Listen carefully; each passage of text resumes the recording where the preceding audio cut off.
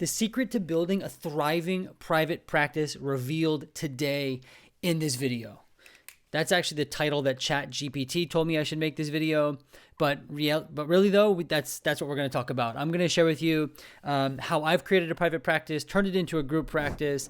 And not only that, I'll actually share with you the checklist that I've created that you can use as well in terms of starting a private practice. All right, so we're going to talk about that today. But what did you think of that title? How did that sound? The secret to building a thriving private practice revealed. Wow, doesn't that sound good? It really does. I don't know if I would have thought about that myself. Anyway, that's what we're going to talk about. I'm going to reveal it to you. You're going to get the whole secret revealed today. You're going to have a checklist. You're going to have a lot, all right? But I just wanted to hop on here and actually make the video that ChatGPT told me I should. But before we jump into that, let me introduce myself. If you've not been here before, my name is Matt. I'm a therapist in private practice. I own a group practice, and I like to make videos just like this to help other therapists start, run, and grow private practices. I've recently been on a kick making videos almost every day, a little bit more raw and uncut. That's why if there's mistakes in this video, I stumble, I stutter, we're just going to keep it in here. And oh yes, I also, in addition to these videos and my YouTube channel, I run a consultation group where people can ask me questions directly. There's also a biller inside of that group. And so yeah, people will post questions and then I will respond in detail, either with videos or just a long detailed response. And yeah, if you want to interact with me directly, you want to ask more specific questions that I don't address here on videos, then feel free to join that group. The link to that will be down below in the description. That being said, let me switch my screen over here. Look at this fancy, watch this. This is going to be really cool. Maybe, let's see if this works. Whoa, look at that. Oh my gosh. Oh, that's not cool. Now I'm like off the screen. How do I fix that? Hold on here. Oh, wait. We're going to try this. We're going to come over just like that. And then we're going to slip you to the bottom. Ooh, that looks really nice. I think you can see that. Okay, so here we are. What is the secret to building a thriving private therapy practice? Now, I've made just a few really brief notes that will help us talk about some of this. Here we go. All right, you ready for the biggest secret ever? Just start. All right, just start. Now, why is that? Now, that sounds much easier said than done, right? You're probably thinking, where do I start? I'm going to share with you a checklist. And just as a sneak preview, boom, look at that. I got a whole checklist. So I'm not here just to talk about mindset. I'm going to give you practical steps as well.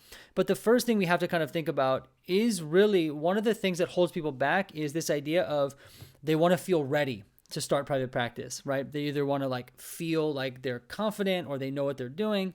That feeling only comes after you actually start. Right? Now, what does it mean to start? It means you just take one actionable step, no matter how small it is. We take that first actionable step, we learn a little bit more, we take another actionable step, we learn a little bit more, we take a third actionable step, and before you know it, you have a private practice, right? But I think what holds people back from even taking that first initial actionable step is not feeling ready. And so the thing we have to do is kind of get a list of actionable items, which I'm going to give to you.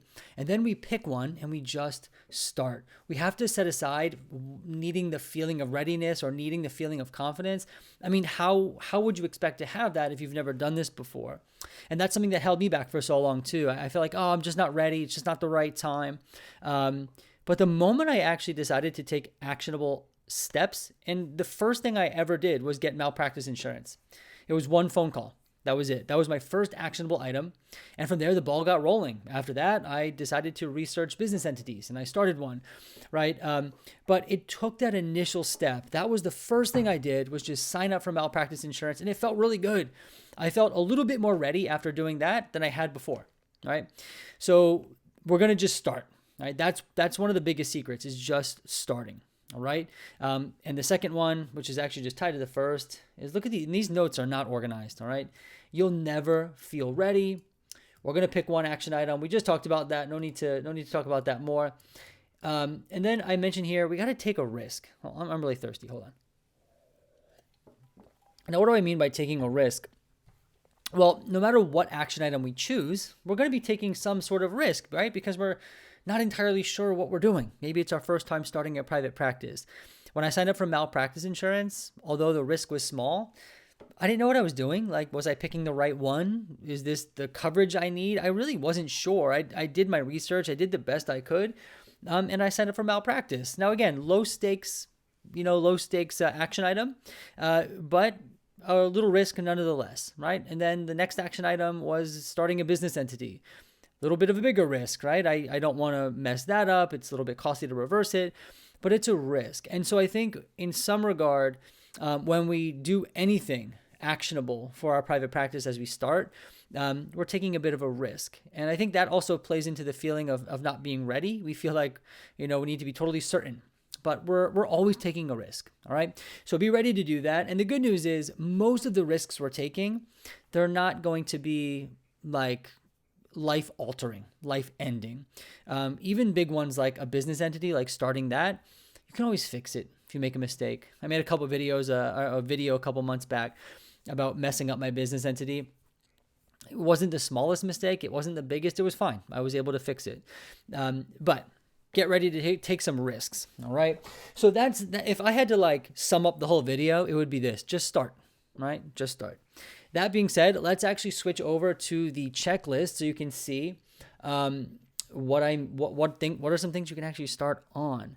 Now, this is not going to be an entire video running you through this checklist. I've already made a couple of those that people seem to think are really helpful. I'll leave links to those down below in the description, but I want to at least put this on the screen here. If you need to, you can screenshot it. You save the video, but I'll briefly run through them without going into too much detail. So I made this checklist a while back, and I split it up into two sections. We have the required section up top, and these are things that you need to do before seeing your first client. Like, these are action items that you should start with. All right. Now you'll see on here I have malpractice insurance. I have required forms. I know this is kind of small, but required forms are intake documents, informed consents, this kind of thing. You might get these from a lawyer or you should get them from a lawyer. But really getting those established, editing those, personalizing those. In addition to required forms, you need practice policies. So to start writing up, what are your policies, your late cancellations, your I don't know, what else do you have in here? Like emergency, policies. What do you do when there's an emergency and you're not available? HIPAA compliant record keeping system. So you got to get an EHR, right? Where are you going to document your notes? HIPAA compliant audio video. So if you're doing all virtual, do you have Zoom? Do you have Simple Practice? You got to get that established. You need an ability to accept payments, right? That's usually built into your EHR, but if you're not using that, you want to find a way to do that. You need a knowledge of your state's telehealth laws, knowledge of your licensing board's laws as well, or policies. And you need a HIPAA compliant form of communication for your clients. Now, again, like things like the knowledge, you can do research online, but it'd be really good to consult a lawyer, right? An attorney, and talk about these things. So each one of these can actually become your very first action item. All right. Like I said, for me, it was malpractice insurance. I just had to give them a call, get that established. It was super exciting. I'm not really joking. Like, I was excited to do that. It was my first action item, right? You can maybe get your required forms. Again, call an attorney, get those set up. Pick any one of these things this week, this month. If you've been hesitating on starting a private practice, you're not sure what to do, pick one of these, get started. Right after that, pick another thing and go from there. And then you'll also notice on this the checklist, I have this optional section, which these terms required and optional are a little bit loose, but optional are those, and some of them some of the optional things I highly, highly recommend you get done. But for sake of the video, let's look at the short-term optional items here. We have listings on a directory, Psychology Today, Alma, thinking about whether or not you want to take insurance, practice, so getting a website, business email address, establishing an entity. So these are more action items, okay? And even further, again, if you watch my other videos, I break these down further. But even some of these, like for example, this one, business entity, this is a big one. This could be broken down. I can't highlight it. These can be broken down into even more action items. But regardless, these are all action items. And so now, you have a place to start. Pick just one. That's what I wanted to share with you today. So let's sum up this video real quick. What is the secret to a thriving private practice? Just get started.